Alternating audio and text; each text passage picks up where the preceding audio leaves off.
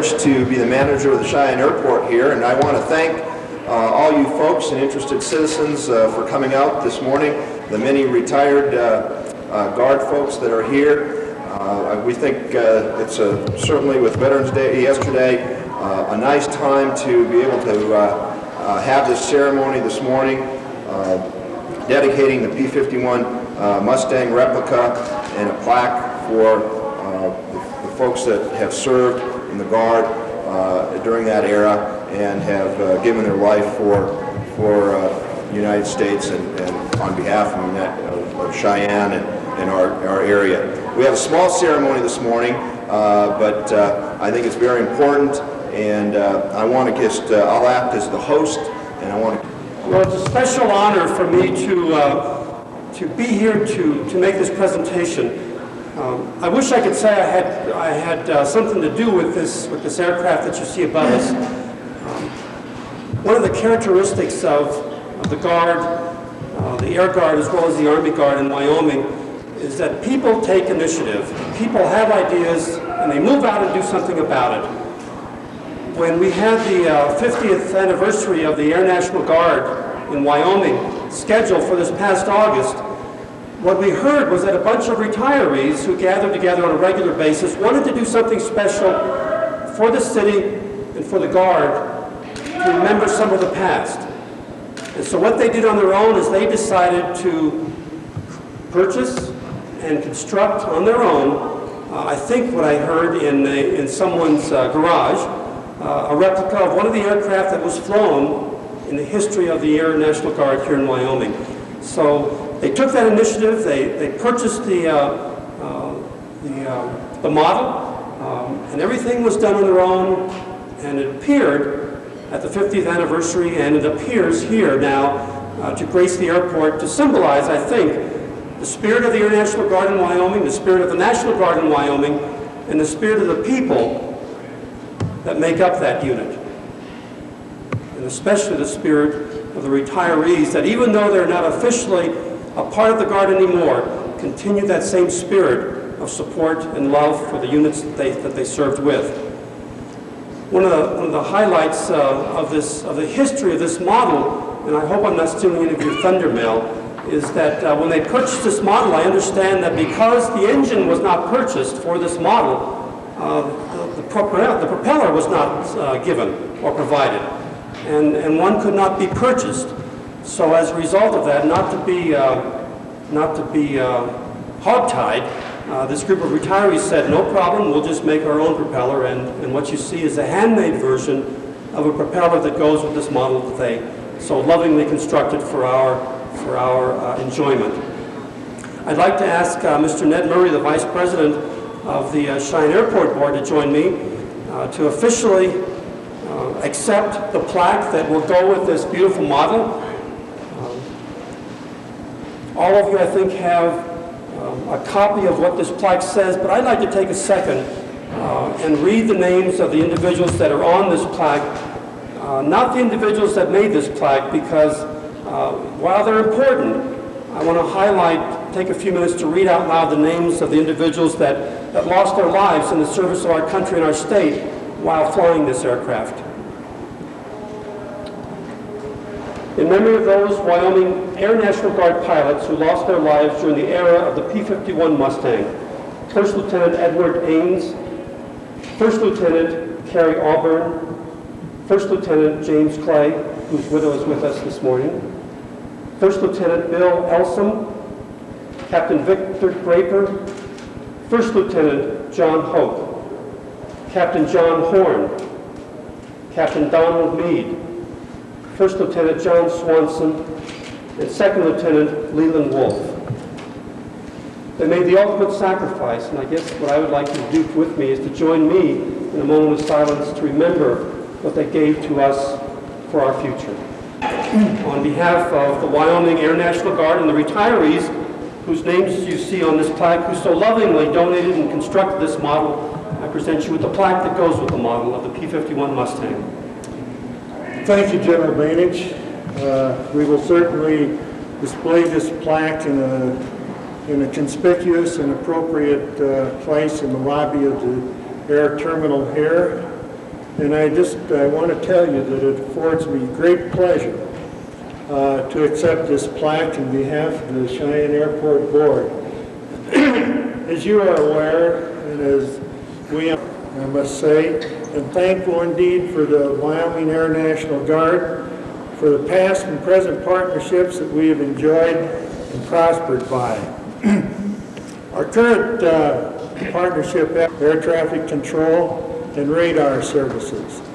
The foregoing are just a few of the things that the Guard does here at the Cheyenne Airport to make it one of the finest airports in the Rocky Mountain region, and thus it becomes one of the safest. The Board is very proud to be a part of this special P-51D replica reproduction dedication in memory of which was made with great skill and care by Mr. Mel Duncan and his fellow Wyoming Guard retirees.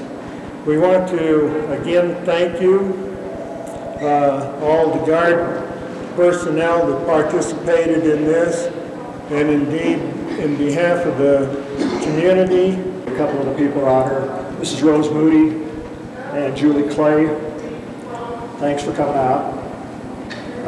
Thanks to the airport board to invite us to do this little project.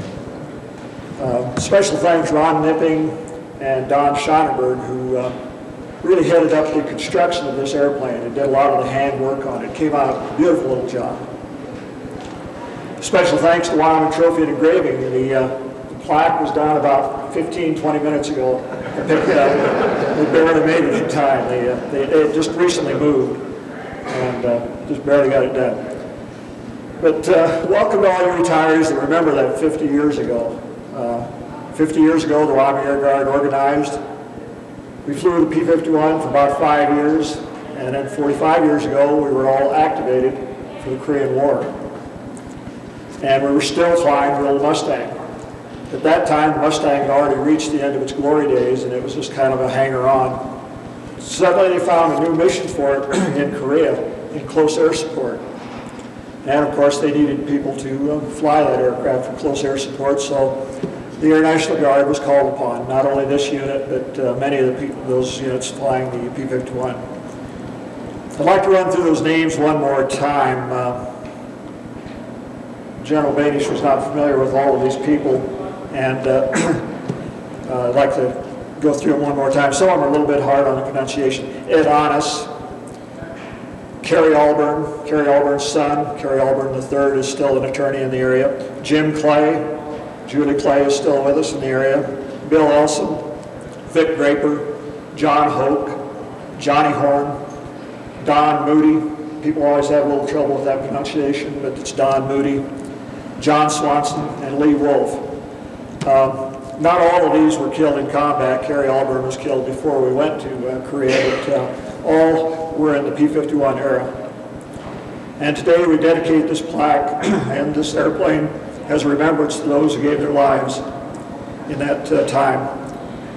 Those of us who remember the P-51 Mustang remember it was the greatest prop job in the air during World War II. Well, by the time the Korean War came around, it was the beginning of the jet age, and it was the end of the prop age.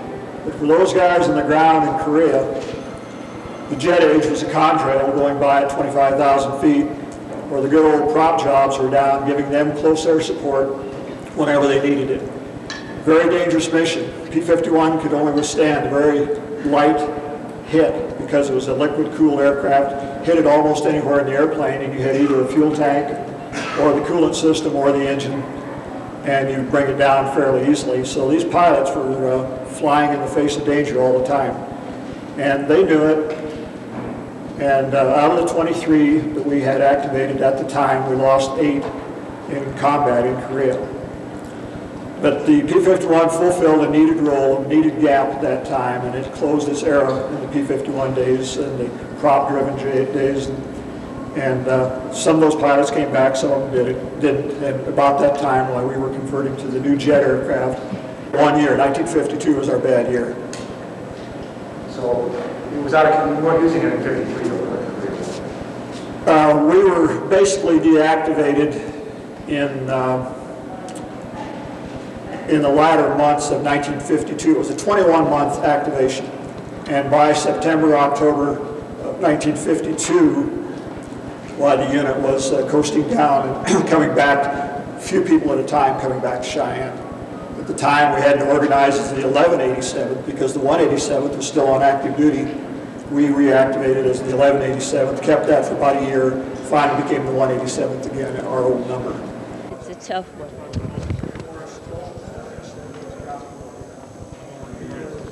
M-O-E-D, pronounced Moody. Right.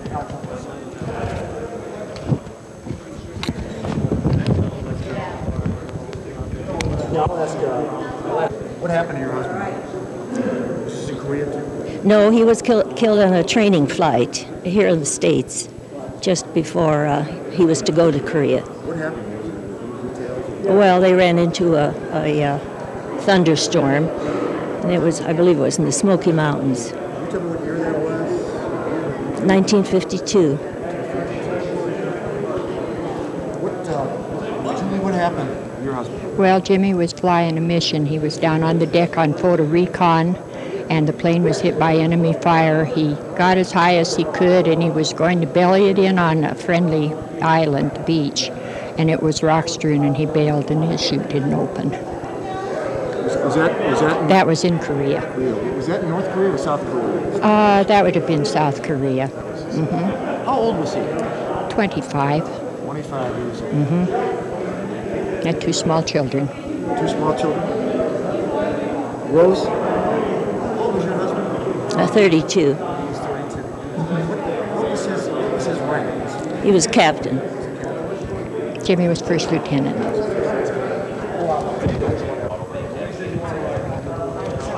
Taken a long, long time, but they finally did it, and they deserve it. And I like to thank all of the ones that were responsible. Rose? Well, it's a great tribute to these men, and I think Julie said it all. What's your husband's fixed name right now? Don.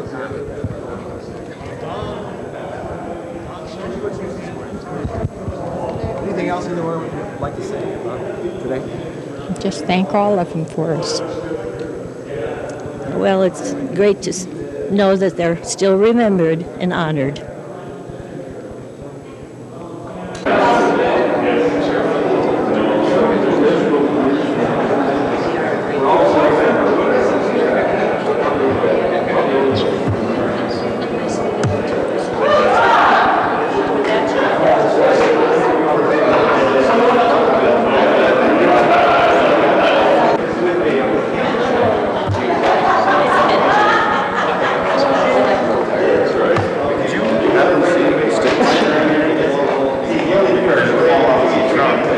No, I was just using. Oh, the stick mic? No, I didn't see. I was using